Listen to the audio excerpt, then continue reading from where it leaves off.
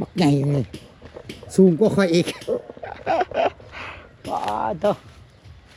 สูงก็ค่อยอีกนี่โอ้เพิ่นเอาคัดไว้เนาะเพิ่นยามมันล่มเนาะบังนี่เว้ย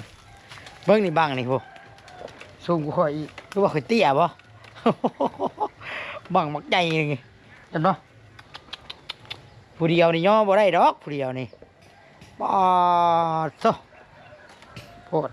นี่พวกบังบักใหญ่นี่สูงนี่แต่บังไฟนี่โอ้ตัวพอเราดูการเลยเด้ที่เขาอันหน้าคนเลยเด้ทุกคนมันช่วงยามเดือน4เดือน5สงกรานต์จะห่วยยาวสะบุญไฟเลยเด้นี่อันนี้บังใหญ่พี่น้องบังนี้บังใหญ่เนาะอันนี้สิน้อยธรรมดาตัวนี้อันนี้สิธรรมดานี่35 4พายเด้อพาย15ตัวใหญ่นี่บ่ยังโมเมนต์ใหญ่ชุดบ่นี่55มันสิฮอดใช้อันนี้คัน55นี่แล้วชุดแล้วเนาะบ่กระลืนกันตัวนี้28ตัวน่ะ3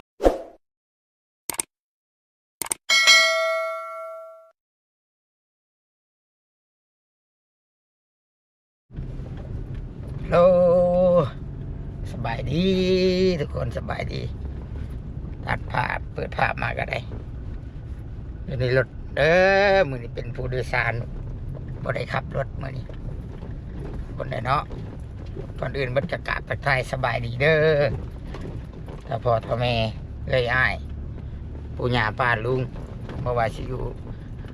ประเทศลาวประเทศไทยและต่างประเทศทั่วทุกมุมโลกเนาะพอกันอีกแล้วทุกคนเลยเนาะพอกับตัวชิดอีกแล้วทุกคนคลิปนี้ก็เพราะว่าอยู่ในรถเนี่ยกำลังเดินทางแน่นอนเนาะทุกคนเนาะกำลังเดินทางตอนนี้สภาพอากาศดีมันเป็นแต่อย่างนอนไหนทุกคนคือฝนตกตอนนี้นะฝนยิบแล้วอากาศขึ้นเลยฝนตกเดือน3ฝนตกเดือน4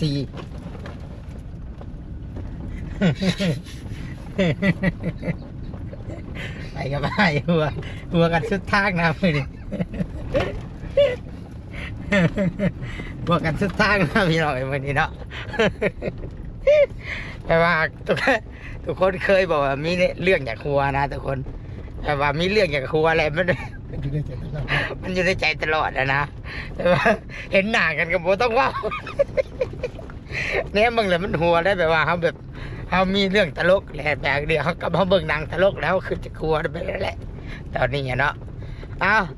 ถือว่ามื้อนี้นี่สิบ่ได้ไปหาน้องเต้าเด้อทุกคนเด้อหรือว่าน้องมะนาวนะกับผัวเพิ่นบ่ได้ไปได้มื้อนี้เพราะว่าไปเวียกทุกคนเนาะไปเวียกกำลังสิเดินทางไปเมืองจำพรเนี่ยเนาะเมืองจำพรหรือว่าบ้านแกงกอกเอิ้นบ้านบอกแกงกอกบ้านแกงกอกทุกคนรักษา15ผู้แหละถ้าผู้ใดที่ว่าเป็นคนลาวเนาะหรือว่าอาจจะหู้นะว่าคนไทยก็ถ้าเคยมาเที่ยวว่าสิหู้ว่าแกงกอกมันคือเมืองแกงกอกพี่น้องแกงกอกกูได้ทั้งซุยทั้งบ้านน้องแดงน้อยทั้งบ้านอ่าวน้องแดงน้อยพี่น้องทั้งบ้านอ่าวบ้านน้องแดงน้อยเพิ่นมันโคกแรงพู้นแหละน้ำลายแกงกอกมีซีอีกได้ต่างจากบันโคกเขาได้พี่น้องบันโคกตัวซิดแล้วโอ้มีแต่น้ำห่วยเราขี่รถไว้แท้เสียวแท้เสียวเลยทุกคนหรือว่าเป็นน้ำเมาเคยอยู่ในพวงมาลัยเลยมานั่งสังขางในบ้านบ่เคยว่าจังเนาะมีส่วนไปยังไปเก่งกอกพี่น้องก็สิไปเอาบังไฟมือนี่ไปเอาบังไฟฮอดฤดูกาลได้พี่น้องฮอดฤดูกาลสิจูดบังไฟอะไรบ้านนี้นะหัวลบสิไปเอาหัวลบสิเอานี่เคลียร์ได้นี่นะสิยิงคือดูนัวถ้ำได้พี่น้องตู้ถ้ำนี่โคตรตู้ถ้ำนี่เนาะพี่น้องเลยเนาะเราเห็นพวกเกี่ยวกันนะเฮาอยู่ลาวเฮากันนิวเคลียร์คือกัน ทางนิวเคลียร์ขอภาพขอพลออกมา ยิงขึ้นทางฟ้าพวกเขาก็ได้หากตกลงมากับโบแห้งปะไดของเขามันบ่ได้แตกบ่ได้ระเบิดหรอกหากคันว่าถือกับห่วยอันตรายอยู่ไปเอาบังไฟเด้อทุกคนเด้อก็เลยบ่ได้ไปหาน้องมะนาวเนี่ยก็เลยหยุดไว้ก่อนซะน้องมะนาวมื้อนี้แต่สิว่าเรื่องเพิ่นนั่นแหละทุกคนเนาะแต่มีแต่เรื่องดีๆอยู่ได้เรื่องมะนาวได้เนาะช่วงนี้เนาะมีแต่เรื่องดีๆเข้ามาอยู่เพิ่นก็ได้หลายอันหลายอย่างเพราะว่าเป็นเรื่องอยากกินนี่ทุกคนถ้าเป็นอยากกินนี่ก็กุ้มใจเนาะว่าผมมีอยากกินแต่พอดีเอ้ยกึมเพิ่นก็เซอร์ไพรส์เนาะขอบใจเอ้ยกึมหลายๆเอ้ยกึมโดยเฉพาะกับเมซาร่าพี่น้องเนาะเขาต้องอ่านออกเสียงเป็นภาษาอังกฤษนำได้เวลาเขาเว้าสื่อภาษาอังกฤษชาร่าเนาะพี่น้องเมซาร่าขอบใจเล่าหลายๆที่ว่าเราอันอีตนแล้วก็ให้โอกาสน้องมะนาวอีกคือเก่าเศร้ายันเมซาร่าได้น้องมะนาวน่ะเมซาร่าได้เราฝากเงินมาให้อันไอ้กึมพาน้องมะนาวนี่ไปไทยนะพี่น้องไปมุกแล้วไปปัว2-3 เทื่อในจังได้สำนีได้แต่เก่าเราย่างรอบ้านในน้องมะนาวได้เพิ่นอ้ายเพิ่นบ่จักดอกคนเนาะจังนั้นเราบ่เคยเบิ่งคลิปนะมันเราบ่เคยดอกบ่เห็นเวียกเราใส่โซ่ไว้อยู่เพื่อนใดเมื่อกี้น่ะยามวันศิลป์นี่โอ้วันศิลป์นี่ขึ้นแล้ววันศิลป์นี่โรคประสาทอะไรเนี่ยเนาะแมนมันบวกกันหลายอย่างนะโดดเฮือนจะเบิ้งเฮือนนั่นขั้นผู้ชายเขานี่ยังบ่กล้าโดดเนาะเฮือนไม่แบบเฮือนพอเฒ่าเขานี่โดดลงเลยแต่ถึงนะโดดซานนะโดดซานแล้วก็โดดเกยนะโดดทั้งนอกนะแม่เราก็ไล่ลำก้นกับบ่ทันลิบไปเลยเราได้นะบ้านอื่นก็ไปห้องน้องโก้มผู้ย่างไปนะไปสมัยอันพอวันมาพี่น้องกันเนาะพอวันมาไอ้อันเขาโทรเบอร์เราเขาหูเบอร์เราดิเวลาอันนั่งมะนาวไปฮอดบ้านเขาแหละเขาถามบ้านนี้เจ้าเป็นคนมาจะใช้เบิ่งนุ่งเครื่องวัดบ่คือผีบ้าบ้านนี้โมเมนต์ผีบ้าเขาว่ามาแล้วก็ดีเลยเรายังจื้ออะไรแต่ว่าแบบเป็นแบบโรคแบบประสาทนะมันถึงขั้นแบบยังโมโหอย่างเลยดอกเจอยันแบบมีแบบตู้เสียงตะกี้จังเนาะแบบนั้นแล้วแบบว่าย้ำขึ้นก็ขึ้นแต่ว่าเราก็เริ่มหุ่นแห้งแล้วพอดีได้ย่นไมซาร่าเพราะอะไรกับพี่น้องเกี่ยวไปเกี่ยวมากนะไมซาร่าเราเห็นแหละแต่ว่าไปทันโมไทยนี่มันเก่งอะไรไปโบเมนว่าเขาย่องเขาอวยไปได้ก็เก่งตัวคนเก่งเนาะตัวเขาย่องกับย่องพี่น้องลาวเขากับเก่งคือกันหมอลาวเขากับแต่ว่ามันกับคนละอย่างกันพี่น้องเนาะมันก็มีตัวเก่งตัวโบเก่งอะไรแต่ว่ายอมหับเพิ่นเก่งเพิ่นไปกับเพิ่นปัวเศร้าดีจนฮอดปัจจุบันนี่อย่างไรพี่น้องเนาะก็มีแต่แนวดีๆเข้ามาจังวะก็ได้เมซาร่าอีกป่านนี้เยินมือเข้ามาซอยน้องมะนาวได้ยาอีกอยากกินอีกเนาะบัดนี้ยังเรื่องรถไถบาทนี่ยังเรื่องรถไถเนาะเห็นฝนตกเลยก็โอ้ยรู้สึกใจแบบอันนั้นอยู่ได้ทุกคนยันแบบว่าเราสิได้อยู่บ่เพื่อฮอดยังอีก3 เดือนนึงได้นี่2 เดือนซะเนาะไรง่ายว่ายังอีก2 เดือนเพราะว่าตอนนี้เป็นเดือน3ยังอีก2 เดือนนี่ลงหน้านี่ทุกคนอีก2 เดือนลงหน้ากะมาเบิ่งว่าเขาสิได้บ่รถไถลาวตัวชิดเสียดสำเร็จบ่นะพี่น้องแต่ที่จะสำเร็จได้กะต้องเพิ่งบารมีเลยเพิ่งบารมีเพิ่งผู้รักผู้ใหญ่เพิ่งผู้เพิ่นมีเงินผู้เพิ่นใจบุญนั่นแหละเนาะจังที่สำเร็จได้นะคันว่าเพิ่นบ่ซอยนี่โอ้บ่สำเร็จแหละเนาะแต่ว่าตอนนี้นะยอดเงินนะมีอยู่เป็น33,000 บาทได้ยอดเงินเด้อพี่น้องเด้อยังขาดอีกหลายเลยคันว่าเอาแบบเอาอย่างดีก็ยังขาดอยู่50,000อันเอาธรรมดาก็ยังขาดอยู่20,000ปลายเนาะอันนี้ผลกระตกนั่นแหละว่าเลยนะนั่งนี่ตก โอ้ว่าสิไปเอาบังไฟมาขอผ้าขอฝนกระตกก่อนแล้วเนาะแมนแล้วสิไปเอาบังไฟเนี่ยกับอ้ายเพิ่นนี่พี่น้องเนาะอ้ายตุชิดนี่แหละผู้ตุชิดเคยเว้าออกคลิปเลยอยู่ดอกพี่น้องเนาะมีอ้ายผู้หนึ่ง เอ้ย2คนคือบ่ปัดแน่นี่ปัดเฮ็ดเอาลงเลยหันปัดเองมันหล่นนี่อันปัดน้ำผลเพิ่นนะพี่น้องเป็นกับบ่ลึงครับปานใดในคันนี่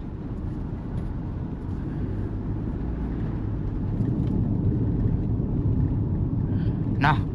นั่นแหละพี่น้องที่เว้ามากอะย้อนความเป็นห่วงมะนาวว่า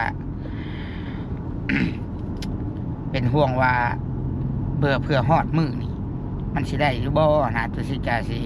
เฮ็ดเท่าที่จะเฮ็ดได้เนาะแต่สิ่งที่สำคัญกะตุสิกาสิไปถ่ายอัปเดตน้องมะนาวให้เพิ่นเบิ่งให้เพิ่นเห็น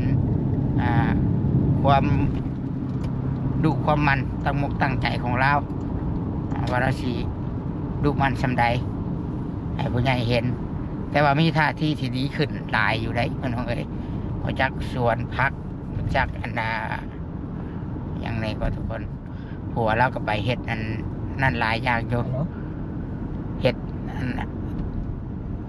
ทางให้เนาะโอเคทุกคนเดี๋ยวได้จังหวะกันเนาะตอนนี้เดินทางไปเอาบังไฟก่อนเดี๋ยวฮอดสิถ่ายเบิ่งแล้วก่อนเขาไปเอาบังไฟเด้อทุกคนเด้อจะชิดก็บ่เคยเห็นติดเถื่อเลยนะจะไปเบิ่งเนาะอ้าวทักทายสบายดีทุกคนเอ้ยสบายดีเปิดภาพมากันตอนนี้ตุสิทธิ์อยู่อยู่บ้านแก้งกอกได้ทุกคนเอ้ยบ้านแก้งกอกดงเพิ่นว่าเนาะตอนนี้ตุสิทธิ์ก็อยู่ในสถานที่ที่เพิ่นคืออยู่ในสถานที่ที่ว่าเฮ็ดบังไฟว่าซั่นซะเนาะบ่อนเพิ่นเฮ็ดบังไฟหรือว่าสร้างบังไฟโดยเฉพาะเนาะในแขวงสะวรรณเขตบ้านแก้งกอกเด้อพี่น้องเด้อมีเรืออีกทุกคนสังเกตว่าเพิ่นเฮ็ดเรือน้ำอีกบ่เฮ็ดเรือบ่เฮ็ดเรือขายพร้อมบ่หรือว่าจังใดเนาะแม่นบ่โอ้เฮ็ดเรือขายพร้อมเด้ออยู่นี่เด้อทุกคนเด้อเนาะเดี๋ยวตุสิทธิ์สิพามาอัปเดตเบิ่งแต่ว่าตอนนี้นะตุสิทธิ์นะจัดเตรียมเรียบร้อยแล้วเนาะถือว่าได้บังไฟแล้วขึ้นรถแล้วเนาะได้บังไฟขึ้นรถหลายบังเติบพี่น้องเลยเนาะหลายบังเติบนี่เอาเตรียมเอาไปจูดได้นี่จูดถวายคอฟ้าคอฝนนี่ถือว่าหลายเติบได้นี่เนาะแล้วก็เพิ่นเฮ็ดไว้นี่โอ้หลายบังหลายจุ่มเลยเด้พี่น้องเลยทุกคนเลยเนาะหลายจุ่มเลยเด้เดี๋ยวตุสิทธิ์สี่พาทุกคนมาเบิ่งโอ้นี่จะบังไฟนี่โอ้ตัวพอเราดูการเลยเด้ที่เขาอันคนเลยเด้ทุกคนมันช่วงยามเดือน4เดือน5สงกรานต์นี่จะห่วยยาวสะบุญไฟเลยได้นี่อันนี้บังใหญ่พี่น้องบังนี้บังใหญ่เนาะอันนี้สิน้อยธรรมดาตัวนี้อันนี้สิธรรมดานี่อันนี้ธรรมดานี่เนาะเดี๋ยวสิพาไปเบิ่งบังใหญ่เลยบังใหญ่เห็นอยู่ทางหลังกูสังเกตเบิ่งทางหลังนี่ทุกคนทางหลังจะเป็นบังใหญ่เลยบังใหญ่นึงบังไพ่หมื่นบอกประเด็ดไพ่หมื่นบอกบังไพ่แสนบังไพ่หมื่นเนาะแต่เงายันบังไพ่หมื่นตัวนี้บังใหญ่นี่บักใหญ่เลยสูงก็ค่อยอีกว้าตัวสูงก็ค่อยอีกนี่โอ้เพิ่นเอาคัดไว้เนาะเพิ่นยามมันล่มเนาะบังนี่เว้ยเบิ่งนี่บังนี่พวกสูงก็ค่อยอีกรู้ว่าค่อยเตี้ยบ่บังบักใหญ่นี่เห็นบ่ผู้เดียวนี่ย่อบ่ได้ดอกผู้เดียวนี่ว้าตัวโคตรนี่พวกบังบักใหญ่นี่สูงบังไพ่หมื่นเนี่ยใช่ไหมบังไพ่หมื่นเนี่ยเขาเอิญเนาะบังไพ่หมื่นบ่นี่เนาะ แม่น เอาเอาเฮ็ดเรือขายพร้อมบ่นี่ แม่น โอ้สั่งเรือสั่งบังไฟพร้อมได้นี่เนาะโอ้อันนี้ถือว่า ยังบ่แล้วคักเนาะยังบ่ได้ทาสีเนาะรุ่นน้อยบ่รุ่นใหญ่อันนี้ น้องซอกไฟ 12 แม่น เป็นยาวๆนี่ทุกคนอันนี้ถือว่ายังบ่สมบูรณ์ปานใดตัวนี้โอ้หวานแกงกอกคนเฮ็ดถึงบังไฟถึงเรือเนาะมาเบิ่งเดี๋ยวสิพาไปเบิ่งตัวอันลำที่ว่าเพิ่นเฮ็ดแล้วสมบูรณ์นี่อยู่ทางหน้าเฮานี่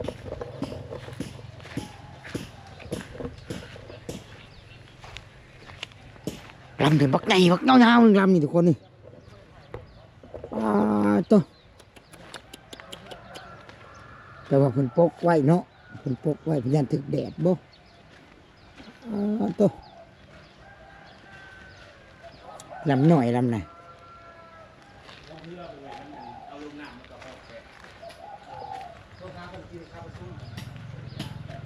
อ๋อลำนี่ใหญ่นี่ลำนี่เนาะโธ่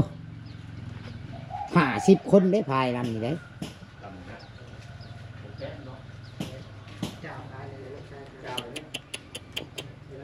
เจ้าแม่ของเราเลย70,000ขาย 70,000 ลำละ70,000บ่นี่นะตัว ตัวนี้70,000ขายกับเราเลย ตัวใหญ่นี่บ่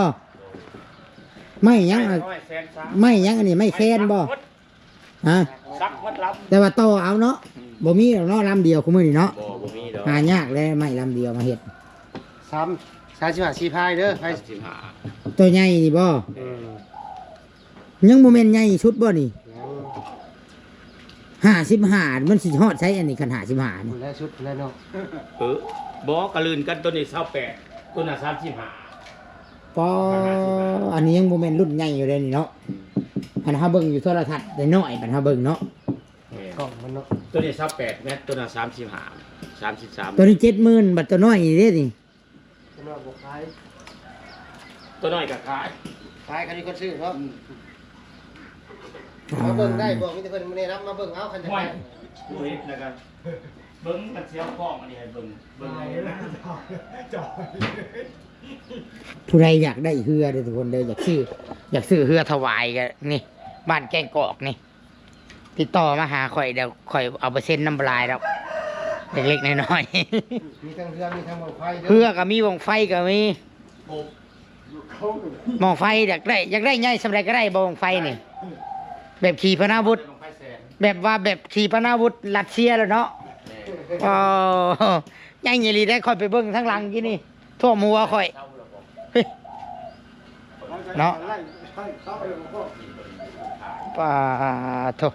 ลึกอะไรทุกคนหากก็เคยเห็นในข้างแรกได้ข้างแรกที่มาเบิ่งกันเพิ่นเฮ็ดบังไฟอยู่นี่เนาะเพราะว่ามาซื้อเลยเดี๋ยวซื้อมาไว้จุเนาะโอเคเดี๋ยวทุกคนเลยเนาะก็สิประมาณนี้เนาะทุกคนเนาะประมาณนี้ขอบมุกขอบใจหลายๆไปเลยจังว่ากันทุกคนเอาเงินไปจ่ายเพิ่นก่อนเด้เอาบังไฟเพิ่นขึ้นรถเลยยังบ่ได้จ่ายเงินซ้ำเด้เนาะเดี๋ยวไปจ่ายเงินเพิ่นก่อนเด้อทุกคนเด้อบ่มีเงินสดโอนเอารุ่นนี้ แล้วจังบัดแล้วจังสิจบคลิปขึ้นรถก่อนเนาะทุกคนเนาะนี่ทุกคนจบเงินออกมาเรียบร้อย7,000แต่ว่าบ่เป็นเงินตุสิทธิ์ใดพี่น้องเป็นเงินอ้ายเงินของอ้ายเพิ่นมาซื้อนายเพิ่นให้มาเอาบังไฟไว้เอาไว้จูดบัดฮอดจะน้อยนี่เนาะ7,000 บาทเอาไปสิได้ออกเมื่อได้ ลงไผเจ้า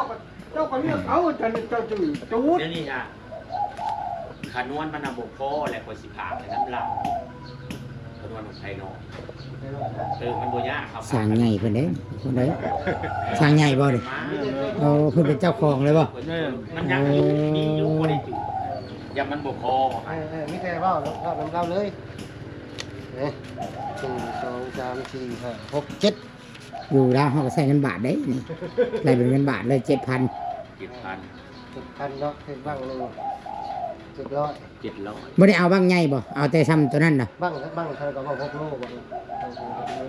บับก3 โล 3โล คูณบาง6โลตัวนี้แหละวะเอา6โลมันผัดใหญ่เนาะมันใหญ่โพด แล้วตัวน้อยตัว600อีกแถมคือแปลเหล้าอีก2บาทแถม ยังไม่อีกเนาะ ตอนยังบ่ขึ้นรถตัวถ้าต่อไปหน่อย นี่แต่เจ้าบอกแล้วกำลังอีกบอกแล้วว่าโอ้โหเลย หลายเนาะ เรามีแต่เราบอกเขาว่ามาของไทยแรกนี้ หลายได้พี่น้องห่างมัน ห่างมันเพิ่นก็ตัดมาไว้อีกเบิดเลย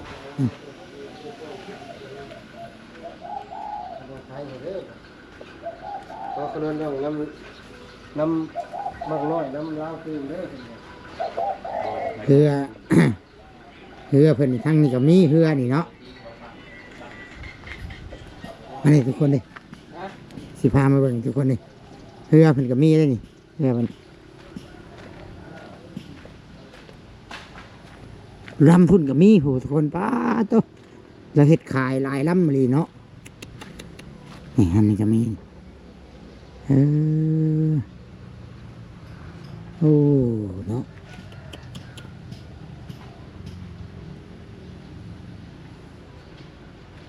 ลำนี่ยังบ่เลี้ยวปานใดยังบ่เลี้ยวคักนี่มาเบิ่งลำนี่สิพามาเบิ่งลำนี่ลำนี่เบิ่งนี่คือสิเลี้ยวคักในลำนี่นี่โอ้นี่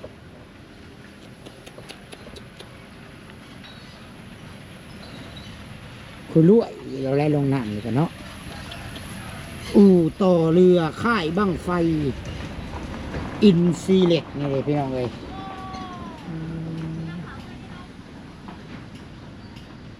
บ้านแก้งกอกดงโอ้แจ๋วแจ๋วแจ๋วอ่ะพี่น้องเลยเนาะอย่าว่าสั้นว่าสี่เด้อบาทนี้ทุกคนเลยสิขออนุญาตปิดคลิปจบคลิปลงแต่เพียงสำนีเนาะพี่น้องเลยเนาะเมื่อนี้ก็พามาเบิ่งบรรยากาศแปลกหูแปลกตาเนาะแปลกจากที่เคยไปแปลกลงแน่มาพามาเบิ่งเกี่ยวกับบังไฟเกี่ยวกับเรือเนาะเพราะว่ามันสิฮอดยามเลยได้ทุกคนสิฮอดยามเลยเด้เนาะแต่สิฮอดยามแต่ว่าแข่งเรือนี่มันเบิดแล้วปีหน้าพุ่นแหละเฮ็ดหน้าแล้วเกี่ยวข้าวแล้วบ่แม่นได้เนาะแม่นบ่เฮ้ยยามเกี่ยวข้าวช่วงนั้นแหละแต่ว่าบังไฟนี่กำลังเริ่มแหละนี่บุญบังไฟนี่เริ่มเลยแหละยามนี่เตรียมเลยแล้วนี่ยามฝนตกนี่โอ้ยจุดบังไฟไฟแตกกับคามลงนองขี้ต้มพี่น้องเลยเนาะ เอาไว้พี่น้องเลยเนาะสำหรับคลิปนี้ก็สิได้ขอตัวจบคลิปเด้อพี่น้องเด้อประมาณนี้ฝากไว้สำนี้สักก่อนฝากทุกคนเป็นกำลังใจให้ตัวชิดนะเด้อกดไลค์กดแชร์แล้วก็เบิ่งบ่ข้ามโฆษณาเนี่ยพี่น้องสุดท้ายนี่สิได้กล่าวคำว่าสบายดีพี่น้อง